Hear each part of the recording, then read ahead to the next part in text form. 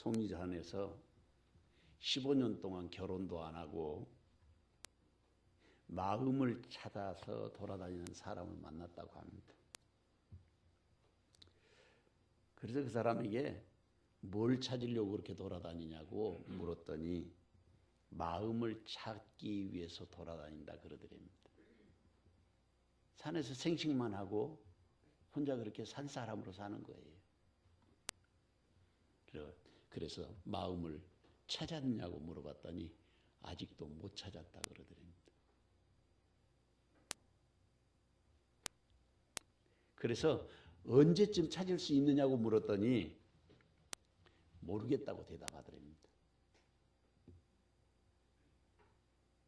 우리에게 마음이 있는 것은 사실입니다. 그런데 그것이 하나님이 본래 우리를 지으실 때의 마음은 아닙니다. 진짜 마음은 언제 나오느냐? 그 마음이 나오는 상태가 언제 나오느냐면 우리의 마음을 완전히 비었을 때. 그것을 헬라 말로는 푸토코스라 그래요. 비어진 마음. 푸토코스. 그때 비로소 본심이 나오는 거예요. 되게 이게 언제 나오냐면 사람이 돌아가실 때쯤 되면 모든 것을 다 용서해요. 미웠던 사람, 원수 같은 사람, 모든 것을 다 내려놓는다 그래요. 옛날 있었던 일 다 잊어주라. 그게 푸토코스예요. 그것을 푸토코스라고 하는데 성경에서 그것을 예수님께서 말씀하셨는데 심령이 가난한 자는 복이 있나니 천국이 저희 것이며 했는데 그때 심령이 가난한 자, 그 가난이라는 말이 푸토코스예요. 그러니까 그 푸토코스의 상태에 들어가면 어떻게 되냐면 아무것도 문제가 안 되는 거예요. 지난 우리의 삶에 질곡이 있었던 모든 것도 다 문제가 안 되는 거예요. 그게 푸토코스예요. 가난한 마음, 빈 마음. 사람이 언제 푸토코스의 마음을 갖느냐면 바로 죽기 직전에 그렇게 되는 거예요. 진짜 악인 외에는.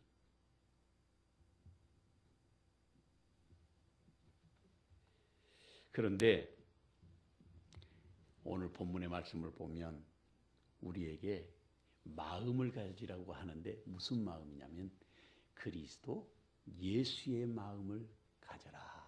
그렇게 말하고 있어요. 찾아다니지 말고 산속에서 15년씩 생식만 먹고 산사람으로 살아도 발견할 수 없는 그 마음을 하나님이 여기에서 가르쳐주고 계시는 거예요. 예수님의 마음을 가지라고. 이 말은 예수님의 마음을 가질 때 그 사람이 진정한 자신을 회복하는 마음이 되기 때문에 그러는 거예요. 그 예수님의 마음이 어떤 마음인가? 오늘 본문에서 그것을 가르쳐주고 있는 것입니다. 예수님의 마음을 우리가 가슴에 품고 살아갈 때 진정한 사람, 하나님이 본래 원하셨던 사람으로 우리가 세우심을 입을 수 있게 된다는 것입니다. 오늘도 말씀을 통해서 성령의 음성을 듣고 주님의 뜻대로 우리가 정말 하나님이 원하시는 사람으로 세움을 입는 그런 은혜가 저와 여러분에게 함께 하시기를 주의 이름으로 축원합니다. 첫째로 우리는 예수님을 기쁘시게 하는 사람이 되어야 하겠습니다. 본문 1절에서 4절 말씀 우리 다 같이 한 목소리로 읽어보겠습니다. 그러므로 그리스도 안에 무슨 권면이나 사랑에 무슨 위로나 성령의 무슨 교제나 긍휼이나 자비가 있거든 마음을 같이하여 같은 사랑을 가지고 뜻을 합하여 한 마음을 품어 아무 일이든지 다툼이나 허용으로 하지 말고 오직 겸손한 마음으로 각각 자기보다 남을 낫게 여기고 각각 자기 일을 돌볼 뿐더러 또한 각각 다른 사람들의 일을 돌아보아 나의 기쁨을 충만하게 하라. 아멘. 바울 사도는 빌립보 교회의 성도들에게 그렇게 말씀하시고 있습니다. 이것을 몇 가지로 좀 나눠서 설명해 보면, 첫째는 우리가 그리스도 안에서 서로 권면할 때 그 믿음의 사람들이 가져야 될 그런 삶의 자세, 매너, 아니면 에티켓, 이런 것들을 가르쳐 주고 있습니다. 여기서 권면이라는 말은 파라클레시스라 그러는데, 사전적인 의미로 살펴보면 알아듣도록 사람들에게 설득해서 실천하게 하는 것이 권면이에요. 그 사람에게 알아듣도록 설명을 해서 그 사람이 실천하는 삶을 살아가도록 할 때 그것을 권면이라 파라클레시스라 그러는데, 영어에 이 단어에 해당되는 단어가 encouragement인데, 그러니까 격식을 갖추고 예의를 갖춰서 잘 설명해서 알아듣게 한다 그 말이죠. 그게 권면인 거죠. 그래서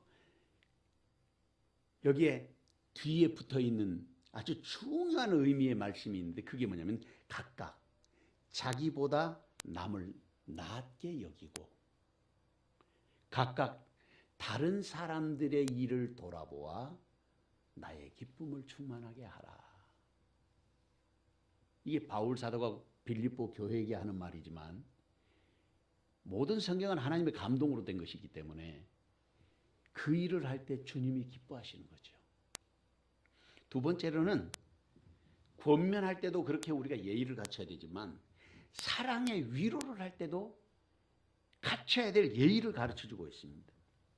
이 위로라는 말이 파라미티온이라 그러는데, 국어사전에 찾아보니까 따뜻한 말이나 행동으로 괴로움을 덜어주고 또 슬픔을 달래줌, 이렇게 설명하고 있어요. 위로라는 것이 괴로움도 덜어주고 슬픔을 달래주는 그런 일을 하는 것이 위로다, 그렇게 말하고 있습니다. 근데 위로하니까 무슨 격식이 필요하느냐? 그런데 그게 아니에요. 그것도 조심스럽게 그를 위로하고 그를 잘 돌봐줄 수 있는 그런 마음의 자세가 우리에게 꼭 필요하다. 그때에 우리 자신들이 위로도 받고 서로에게 하나님의 영광을 나타낼 수 있게 되는 것이다, 그렇게 말하고 있습니다. 그 다음에 세 번째로는 성령의 역사로 인한 일들을 설명하고 있는데, 어떤 교제나 긍휼이나 자비를 베풀 때도 겸손한 마음으로 각각 자기보다 남을 낮게 여기고 각각 다른 사람들의 일을 돌아보아 나의 기쁨을 충만하게 하라. 그러니까 우리가 자기 일도 돌아보고 또 남을 돌아보면서 그 일을 통해서 여기에 본문의 말씀으로 목회자인 바울 사도의 마음도 기쁨이 되고 그것이 주님께도 기쁨이 되는 일이 된다, 그렇게 말하는 거죠. 이것이 그리스도인의 덕목입니다. 또 성숙한 그리스도인이라고 말할 수가 있는 거예요. 성숙한 그리스도인. 성숙한 사람은 어떤 사람인가 생각하다가 우연히 아리가와 아유미라고 하는 일본 작가가 쓴 그 글이 있는데, 즐거운 사람이 함께하면 즐겁고 피곤한 사람과 함께하면 늘 피곤하다는 거예요. 그러니까 함께 있으면 기쁜 사람이 있고 함께 있으면 괴로운 사람이 있다는 거죠. 그런데 함께 있으면 기쁨을 주는 그 사람이 바로 성숙한 사람, 어른다운 사람이다. 이렇게 말하고 있는 거죠. 아주 쉬운 표현으로 이것을 인간 관계에 대한 설명을 하고 있는데, 그 사람을 만나면 즐겁고 그 사람을 만나면 행복하고 그 사람은 안 만나면 보고 싶고 만나고 싶은 사람, 그 사람이 바로 성숙한 사람이라는 거예요. 또 그 사람을 만나면 일도 잘 되고, 성경적인 용어로 하면 축복의 중심에 서고 하나님이 주시는 은혜의 통로가 되고, 그런 사람을 말하는 거예요. 그 사람이 바로 성숙한 사람인데, 오늘 본문의 말씀으로 다시 돌아가서 말씀 속에 담겨있는 내용을 살펴보면 우리가 살아가야 될 삶의 방향을 제시해주고 있다 하는 걸 알 수가 있습니다. 3절 이하의 말씀을 보면, 다시 본문의 말씀에 돌아가서 아무 일이든지, 그러니까 이 말은 어떤 일이든지 그런 뜻이에요. anything, 어떤 일이나 어떤 일이든지 다툼이나 허용으로 하지 말고 오직 겸손한 마음으로 각각 자기보다 남을 낮게 여기고 각각 자기 일을 돌볼 뿐더러 또한 각각 다른 사람들의 일을 돌아보아 나의 기쁨을 충만하게 하라. 야고보서 4장 5절 6절 말씀에 보면, 너희는 하나님이 우리 속에 거하게 하신 성령이 시기하시기까지 사모한다 하신 말씀을 헛된 줄로 생각하느냐. 그러나 더욱 큰 은혜를 주시나니 그러므로 일렀으되 하나님이 교만한 자를 물리치시고 겸손한 자에게 은혜를 베푸시느니라. 그렇게 말씀하시고 있습니다. 오늘도 성숙한 그리스도인으로 살아가야 할 믿음의 사람이 되어야 하지 않겠습니까? 누가 권면하면서도 주님의 사람답게 살아야 하겠습니까? 누가 위로자로 살면서도 주님의 기쁨의 도구가 되어야 하겠습니까? 그 자리에 주님은 지금 저와 여러분이 서 있기를 원하시는 것입니다. 이 귀한 종이 시간 저와 여러분에게 함께 하시기를 주님의 이름으로 축원합니다. 둘째로, 우리는 예수님의 마음을 품고 살아야 합니다. 본문 5절에서 8절 말씀까지 한 목소리로 읽어보겠습니다. 너희 안에 이 마음을 품으라. 곧 그리스도 예수의 마음이니 그는 근본 하나님의 본체시나 하나님과 동등됨을 취할 것으로 여기지 아니하시고 오히려 자기를 비워 종의 형체를 가지사 사람들과 같이 되셨고 사람의 모양으로 나타나사 자기를 낮추시고 죽기까지 복종하셨으니 곧 십자가에 죽으심이라. 아멘. 여기서 너희라고 하는 단어는 빌립보 교회 성도들을 말하는 것입니다. 여기서 하나님의 말씀은 단순하게 빌립보 교회 성도들에게만 이 말씀을 전하신 것이 아니라 그들을 오고 오는 역사 속의 모든 교회의 대표로, 그것을 설명할 때 대표 단수라, 대표 선수, 빌립보 교회를 통해서 주님께서 모든 교회에게 주시는 메시지라는 뜻이죠. 그래서 여기에 주님이 오늘을 살아가는 이 시대의 그리스도인들에게 교훈하시는 하나님의 말씀으로 우리가 받도록, 그래서 지금 권고하고 있다 하는 사실을 우리가 잊으면 안 됩니다. 그러니까 이 말씀은 지금 이 시간 저와 여러분에게 하시는 말씀인 것이죠. 너희 안에 이 마음을 품으라. 제가 이 말씀을 자세하게 들여다보니까 너희 안에 이 마음을 품으라, 이 말이 투토 포르네이테인 휘민, 그런데 이 말이 무슨 뜻이냐면 너희가 가져도 되고 안 가져도 되고 취사 선택할 그런 사안이 아니라는 거예요. 반드시 가져야 된다는 거예요. 이 말씀은 반드시 너희 안에 이 마음을 품어야 된다는 거예요. 이 마음을 품은 사람이 그리스도인이고 이 마음을 품어야 예수 그리스도 안에 있는 사람이라고 이 말씀 속에서 가지고 있는 의미가 그래요. 그냥 단순하게 너희 안에 이 마음을 품으라 그러니까 그냥 품으라고 했는가 보다 이 정도가 아니라 반드시 이 마음을 품는 자로 살아야 한다. 그런 명령형으로 되어 있어요. 명령이라는 것은 해도 되고 하지 않아도 되는 게 아니라 반드시 그렇게 살아야 되는 거예요. 우리는 반드시 예수 그리스도의 마음을 품고 사는 사람이어야 되는 것입니다. 그게 그리스도인이에요. 여기에서 품는다는 말에 그 뜻이 담겨 있어요.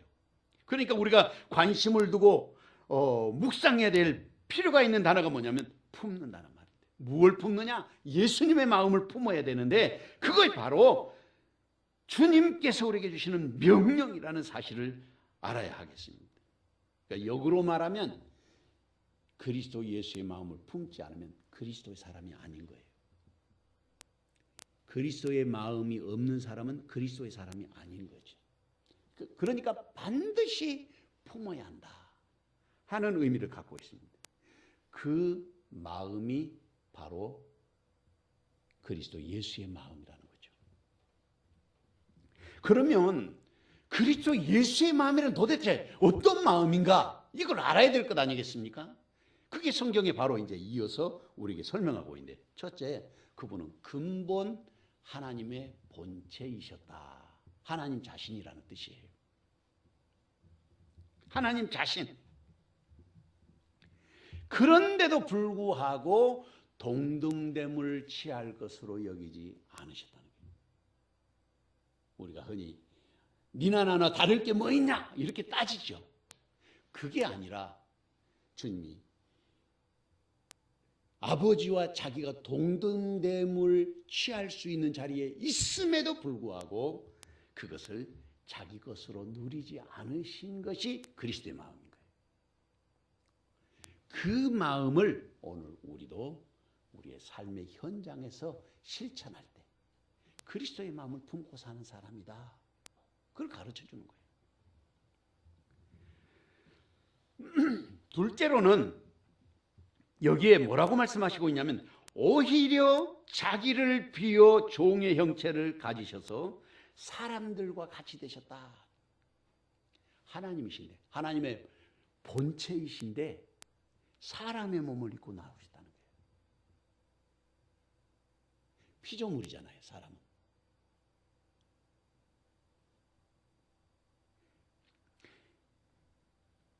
종의 형체를 가지셔서 사람들과 같이 되셨다. 여기에 종의 형체라는 것은 여기서 말하는 종은 하나님과 사람, 주인과 종의 관계가 아니라 하나님과 사람의 관계를 표현하셨는데 그것을 지금 종이라고. 종이란 자기의 의지와 상관없이 철저하게 주인의 뜻을 따라야 하는 것이 종이에요. 둘로스. 나의 소유도 필요 없어요.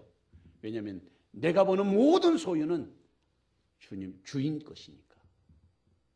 그렇잖아요?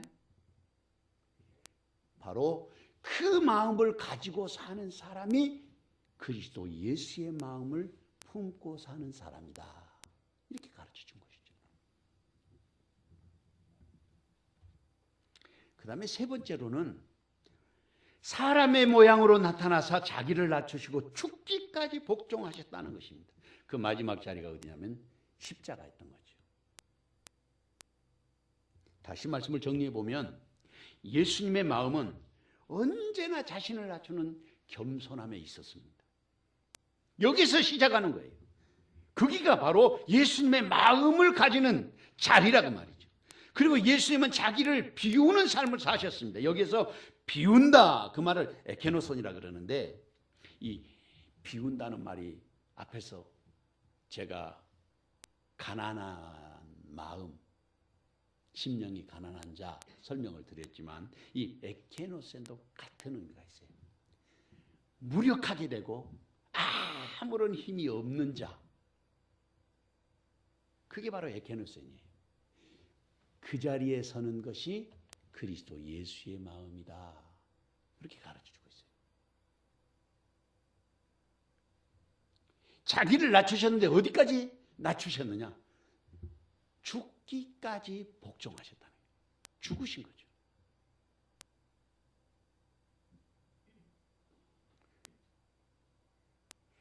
이 말을 강력하게 거부하는 우리 그 속담 중에 생각나는 속담인데 그게 뭐냐면 지렁이도 밟으면 꿈틀한다. 그게 우리 속담이 있잖아요. 밟으면 꿈틀한다. 반항한다는 뜻이거든요. 예수님의 마음은 그게 아니에요. 밟으면 그냥 죽는 거죠.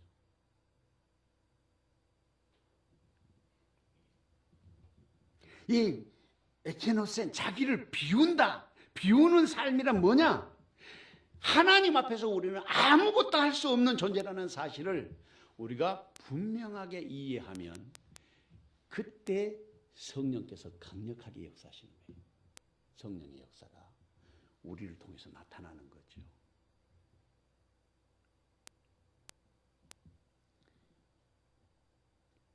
지난 화요일 날인가 아침에 이제 나오면서 전도사님하고 전도사님이 이제 미리 나와 계셔서 악수를 딱 하는데 전도사님이 손을 팍 떨었어요. 저한테서 뭐가 나가냐면 전기가 막 확 나. 이게 제 몸에서 이 전기가 있었던가 봐요. 그 손을 딱 대니까 전기가 바로 튀는 거예요.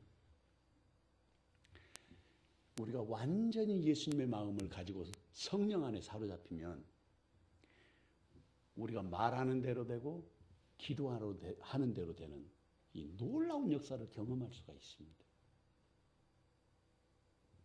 근데 그게 자꾸 우리의 인간적인 이성과 경험과 우리의 지식으로 하나님의 말씀과 능력을 방해하는 거예요.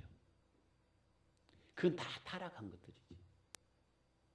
올바른 이성과 우리가 합리적인 삶을 살아가서 그 사람은 법이 없어도 살 수 있는 사람이야. 그래도 예수 없으면 그 사람은 지옥 가는 거예요. 세상 사람은 그걸 잘 몰라요. 이 놀라운 하나님의 신비.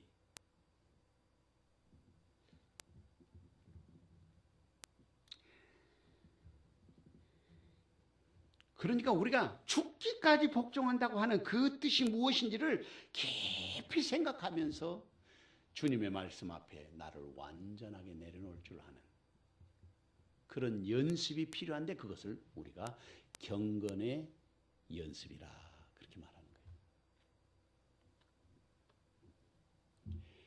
성자가 되고 싶은 한 사람이 수도사가 됐습니다. 이 젊은 수도사니까 머리도 아주 명석하고 똑똑해서 못하는 게 없었습니다. 그러니까 나이 든 수도사들이 대부분 어려운 일들은 이 젊은 사람에게 다 맡겼습니다. 이 젊은 수도사가 어떤 생각을 하고 살았냐면 우리 수도원에는 내가 없으면 안 되는구나 이런 생각을 하게 된 거예요. 교만한 마음이 된 것입니다. 어느 날 나이 많은 수도원의 그 수도사가 이 젊은 수도사와 같이 일을 했습니다. 그래서 물을 한 동이 포오라 그랬어요. 그래서 그 물을 포온 물동이를 흙 위에다가 부으라고 했습니다. 그랬더니 그 흙 위에다가 부으니까 물이 확 흩어져 내려가는 거예요. 그래서 그 흙 위에다가 물을 부어서 물이 흘러내려간 이유는 흙덩이지만 그게 단단하니까 그대로 흘러내려가 버린 거예요. 그래서 이 늙은 나이 드신 수도사가 다시 그 흙덩이를 이제 잘게 부숴서 부드럽게 하고 거기다 물을 부으라고 했습니다. 물이 잘 스며드는 거예요. 그러니까 나이 든 수도사가 뭐라고 이야기를 하냐면 물이 잘 스며드는구만 이제야. 여기에다가 씨를 뿌리면 꽃이 피고 열매를 맺을 수 있을 거야. 역시 우리가 하나님 앞에서도 깨어져야 하나님께서 우리에게 말씀을 주시고 그 말씀의 씨앗들이 싹이 나고 꽃이 필 수 있는 것이라고 그렇게 가르침을 주었던 것입니다.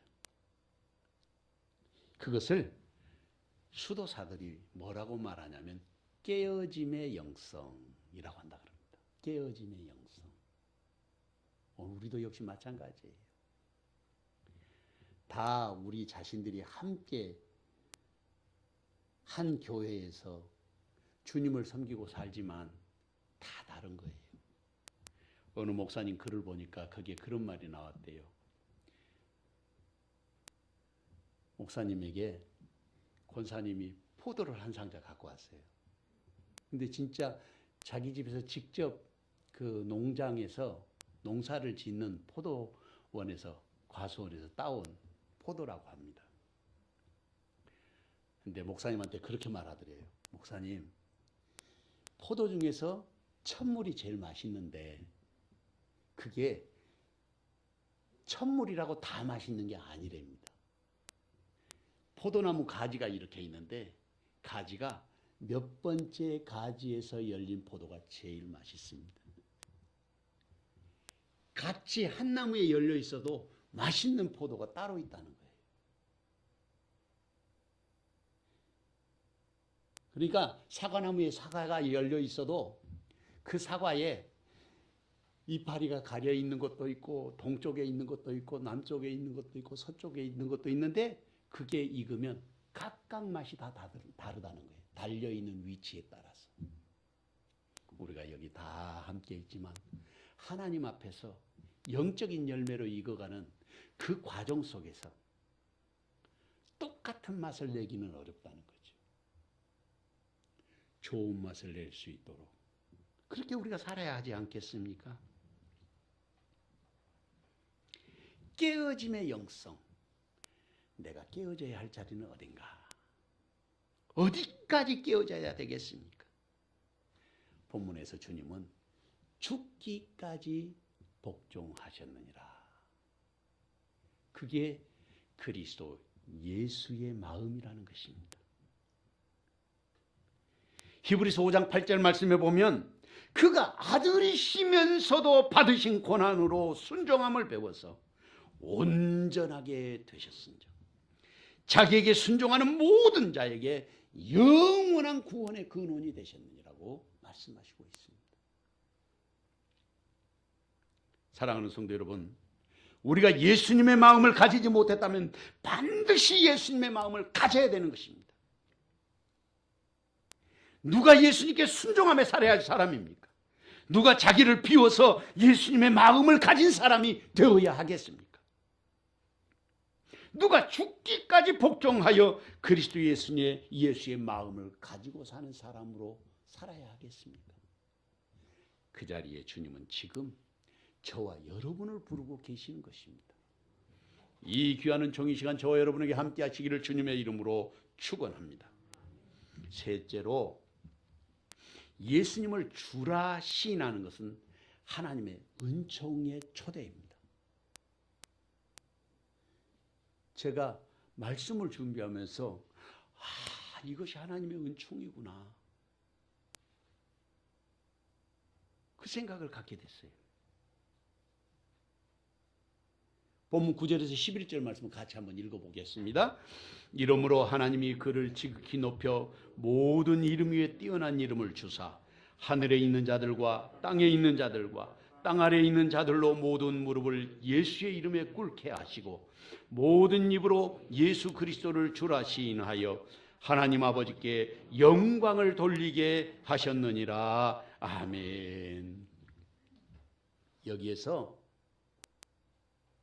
이 말씀의 그 역설, 하나님의 말씀의 역설이 여기에 담겨 있습니다. 죽기까지 복종하는 자에게, 그러니 죽어버리면 끝나버리는 것 아니겠어요?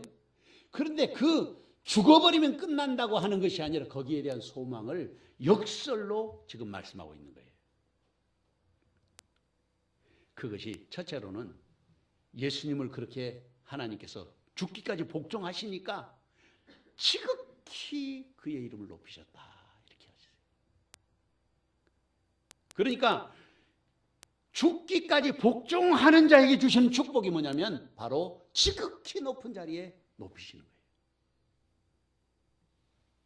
그것을 휘페렙소셋이라 그러는데, 제가 말씀을 가만히 살펴보니까 그게 어떤 자리를 말하냐면 더 이상 높아질 수 없는 자리까지 높이는 것, 그것을 휘페렙소셋이라 해요. 와, 예수님을 거기까지 높이셨는데 그 자리에 누구를 초대하고 계시냐면 바로 저와 여러분을 그 자리로 초대하고 계시는 거예요.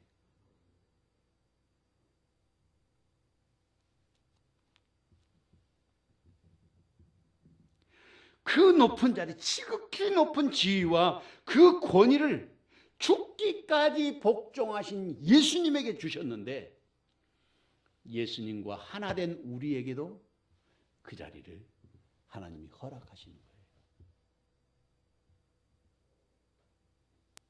이게 축복이에요, 이게. 두 번째로는 모든 이름 위에 뛰어난 이름을 주셨다, 그렇게 말했습니다.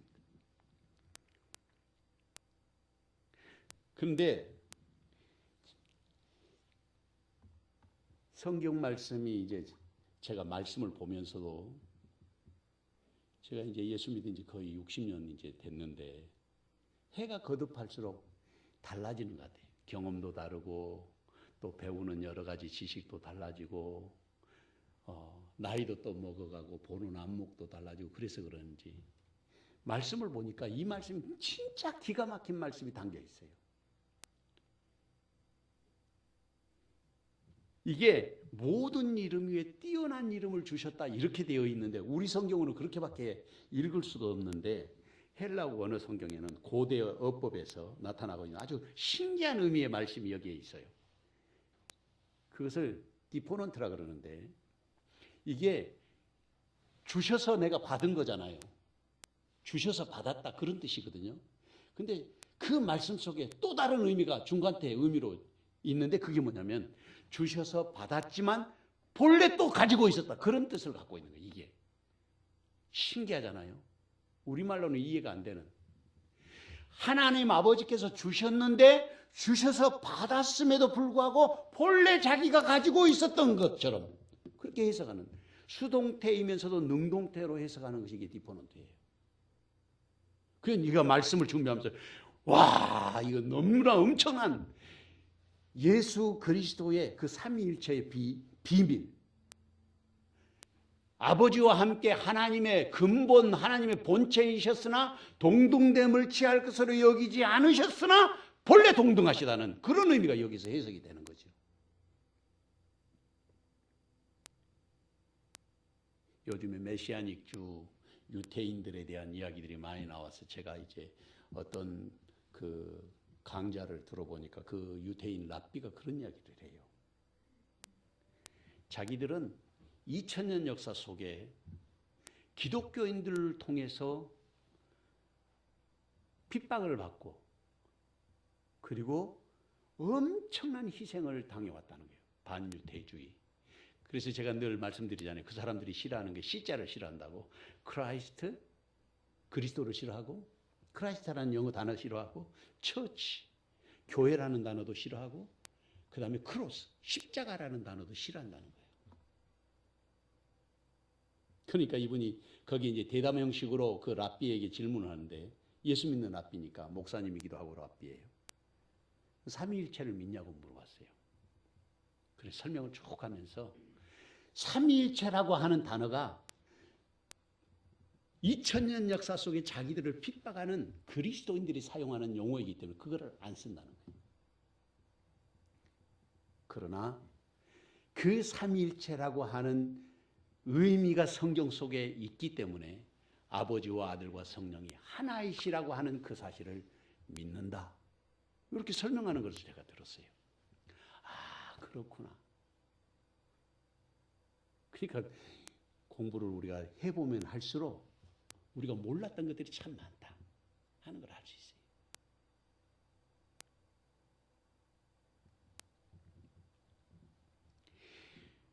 뛰어난 이름을 주셨는데 받았을 뿐만 아니라 본래 가지고 계셨다는 거예요. 본래. 이게 지금 모든 이름 위에 뛰어난 이름을 주셨다고 하는 그 말씀 속에 엑사리사토라고 하는 의미인데 주셨다. 이야, 정말 신기한 일이에요. 여기에 바로 그 예수님이 하나님이시라고 하는 삼위일체 비밀이 그 속에 담겨 있는 거예요. 동등됨을 취할 것으로 여기지 않으시고 자기를 비우셨지만 본래 하나님 자신이라고 하는 그 신비. 설명할 방법이 없잖아요. 사실은 하나님을 우리가 어떻게 완전하게 이해를 해요? 그러면 하나님이 아니라 하나님이 사람이지. 우리가 이해할 수 없는 초월적인 영역이 있는 거예요. 그러니까 이 죽기까지 복종하신 우리 주님에게 주신 두 번째 축복이 뭐냐면 모든 무릎이 주님 앞에 무릎을 꿇게 하게 되는데 그게 뛰어난 이름을 주셨기 때문에 가능한 거예요. 그래서 여기에 세 번째, 모든 무릎을 예수님의 이름에 꿇게 하셨다는 거예요. 모든 무릎이라는 것은 여기 이제 성경에 설명이 나와 있죠. 하늘에 있는 자들과 땅에 있는 자들과 땅 아래에 있는 자들. 이게 3000층의 그 세계. 세상을 이해할 때 이렇게 하늘과 땅과 땅 아래에 있는 자들, 지하의 세계, 죽음의 세계를 의미하는 것이거든요. 이 전체 세계를 예수님의 이름 앞에 무릎을 꿇게 하셨다는 거예요. 이 하늘에 있는 자들, 그러니까 하늘에 있는 자들은 누군가? 뭐 옥황상제가 계시고 뭐 신선들이 계시고 그게 아니고 하늘에 있는 자들이라는 것은 초자연적인 그런 영적인 존재들을 의미하는데 인격을 가지고 있는 그런 존재를 말하는 것입니다. 그리고 땅에 있는 자들이라고 했는데 땅에 있는 온 세상의 피조물을 말하는 거죠. 인간을 포함한 모든 세상에 살아있는 존재들. 그것이 예수님의 이름에 무릎을 꿇게 되는 거예요. 세 번째로는 땅 아래에 있는 자들이라는데 어둠의 세계. 심지어는 귀신들과 사탄도 예수님의 이름 앞에는 무릎을 꿇을 수밖에 없게 된다는 것이죠.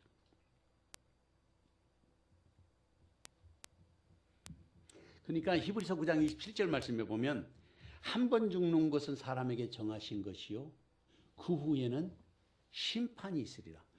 우리가 세상을 살아가고 또 죽지만 반드시 하나님 앞에 심판대 앞에 선다는 거예요. 그 심판대 앞에 설 때 지난주에도 제가 말씀을 드렸습니다만은 생명의 부활과 심판의 부활로 우리가 다시 주님 앞에 서는 거예요. 여기에 하늘에 속한 것이라는 그 말씀이 있어서 이걸 조금 더 설명하고 싶은 생각이 있는데 천사에 대한 거예요. 제가 우리 성도들이 요즘에 유튜브를 대하고 많은 그 여과되지 않는 메시지들을 성도들이 직접 봐요. 우리 성도들이. 그렇기 때문에 잘못 받아들이게 되면 문제가 돼요. 제가 우연히 그 목사님의 설교를 들으니까 천사는 날개가 없다. 아, 저 목사님 성경을 안 읽는구나. 바로 그분이 상당히 유명해요. 지금 인터넷에 보면. 종말론하고 뭐 여러 가지 이야기들을 많이 하고 계시는데 성경을 안 보니까 그런 소리를 하는 거죠. 왜냐하면 이사야서의 6장에 하나님 보좌 앞에 찬양하는 천사들이 있어요. 날개가 6개예요, 날개가. 근데 왜 날개가 없어요, 천사가? 두 날개로는 얼굴을 가리고 두 날개로는 몸을 가리고 하나님의 거룩하심 앞에 감당할 수 없으니까 자기를 가린 거예요. 그리고 두 날개로 날면서 노래하는데 거룩하다, 거룩하다, 거룩하다. 그렇게 찬양한다고 기록되어 있잖아요. 또 날개가 6개짜리 말고 두 날개로 나르는 천사도 있어요. 하나님의 말씀을 지키는 법궤 천사가 바로 두 날개로 법궤를 보호하고 있는 천사인데 그 천사를 케루빔이라 그래요. 그룹 천사. 6개 날개를 가진 천사는 세라핌. 그래서 우리 성경에는 스랍이라고 번역해놨어요. 그것뿐만 아니라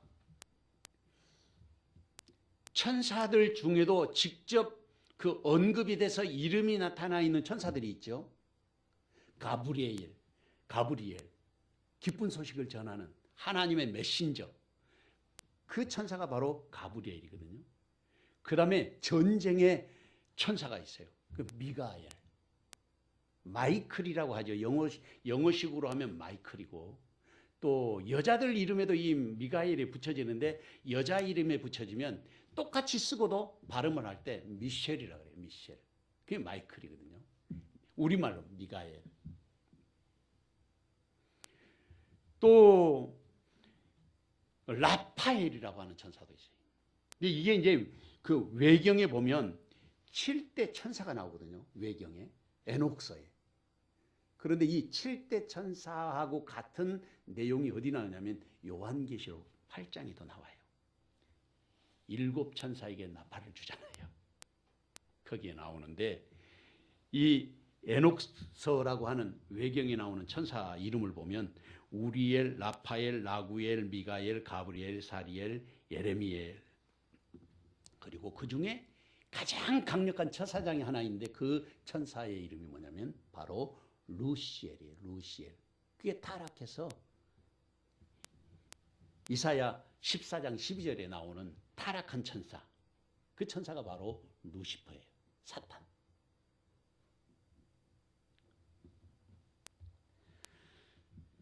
그리고 이 천사는 신약 시대 때도 예수님께서도 말씀하셔요. 인자가 다시 올 때 천사들과 함께 올 거라고 분명히 말씀하고 있거든요. 그리고 예수님께서 40일 동안 기도하시고 난 다음에 사탄의 시험을 다 이기고 나니까 천사들이 와서 예수님의 힘을 돕더라. 이렇게 돼 있어요. 힘을 도왔다는 거예요. 그리고 예수님께서 우리에게 말씀하시기를 우리 각자의 천사들이 다 있는데 그 천사들이 날마다 아버지를 뵙는다 그랬어요. 할렐루야. 우리의 천사들이 다 각자 다 있다는 거예요. 누가 하신 말씀이냐면 예수님이 하신 말씀이에요. 그러니까 성경을 안 보고 엉뚱한 소리를 하면 안 되는 거예요. 뭐 천사는 날개 없다, 날개 있다고 말하면 안 된다. 이런 말도 그러니까 공부를 안 하고 성경 말씀을 제대로 봐야지. 우연히 제가 유튜브를 보다가 그 목사님 그런 이야기를 굉장히 유명한 분인데 혹시 우리 성도들도 그걸 볼 것 같아가지고 다시 본문 11절 말씀을 돌아가서 보면 모든 입으로 예수 그리스도를 주라 시인하여 하나님 아버지께 영광을 돌리게 하셨느니라. 여기에 하나님 아버지께 영광 돌리는 일이 뭐냐? 다시 논리적으로 다시 이걸 역으로 풀어보면 예수님을 그리스도로 시인할 때, 주로 시인할 때 하나님이 기뻐하신다는 거예요. 와.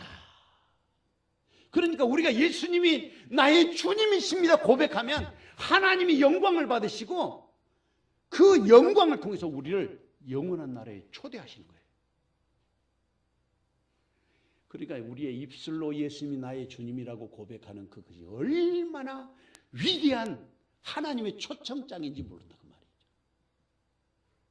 그래서 제가 말씀을 준비하다 깜짝 놀랐네. 아 그렇구나. 예수님을 우리가 날마다 매 순간마다 자꾸 불러대는 건 하나님의 영광을 노래하는 것이고 그게 영원한 나라의 초대장이 되는 거예요. 이 신비함이 우리의 고백 속에 담겨 있다는 것이죠. 그러니까 축복이 다른 데 있는 게 아니에요. 내 마음에, 내 고백 속에 하나님이 주신 이 엄청난 은총과 그 위대하신 우리를 위하여 예비하신 그 축복으로 초대가 어디에 있느냐면 바로 나의 입술로 고백하는 주님, 예수님이 나의 주님이라고 고백하는 그 고백 속에 담겨 있다는 거죠. 그러니까 우리는 그냥 보통 때는 그게 별로 신경도 쓰이지 않을 정도잖아요. 무의미하고 아무런 의미도 없는 것 같고 무익한 것 같은 그 고백이 위대한 하나님의 초청장이 되었다는 사실을 잊으면 안 되겠다. 그런 말입니다. 여기에 한 가지 더 덧붙인다면 예수님을 나의 주님으로 고백하는 그것은 우리가 이제 기도를 통해서 영안이 열려 성령과 깊은 교제를 해서 계시를 보고 또 하나님의 말씀을 듣기도 하고 하지만 계시 중에 계시가 뭐냐면 예수님이 나의 주님이라고 하는 사실을 알게 하신 것이 계시 중에 최고의 계시예요. 그게 바로 마태복음 11장 27절, 누가복음 10장 22절. 아들의 소원대로 계시를 받은 자 외에는 아버지를 아는 자가 없느니라. 계시 받아야 하는 거예요. 하늘과 바람과 별과 시라고 하는 윤동주 시집에 십자가라는 시가 있습니다. 종료주의를 맞이해서 우리에게 많은 생각을 만드는 믿음의 선배의 영성이 담겨 있다고 생각이 들어서 제가 오늘 십자가라고 하는 시를 여러분들에게 소개해드리면서 말씀을 마치려고 합니다. 십자가, 쫓아오던 햇빛인데 지금 교회당 꼭대기에 십자가에 걸려 있습니다. 첨탑이 저렇게도 높은데 어떻게 올라갈 수 있을까요? 종소리도 들려오지 않는데 휘파람이나 불며 서성거리다가 괴로웠던 사나이, 행복한 예수 그리스도에게처럼 십자가가 허락된다면 모가지를 들이우고 꽃처럼 피어나는 피를 어두워가는 하늘 밑에 조용히 흘리겠습니다. 사랑하는 주님, 주께서 주신 은혜와 사랑으로 오늘 우리를 주님 앞에 초대하여 주시니 감사합니다. 가슴 속에 예수님의 마음을 품고 살아가게 하옵소서. 미처 알지 못했던 우리의 어리석음을 깨우쳐 주시고 오늘도 우리의 입술로 예수 그리스도가 나의 주님이신 것을 고백하는 참 믿음의 삶을 살아가게 하옵소서. 예수님의 이름으로 기도하옵나이다.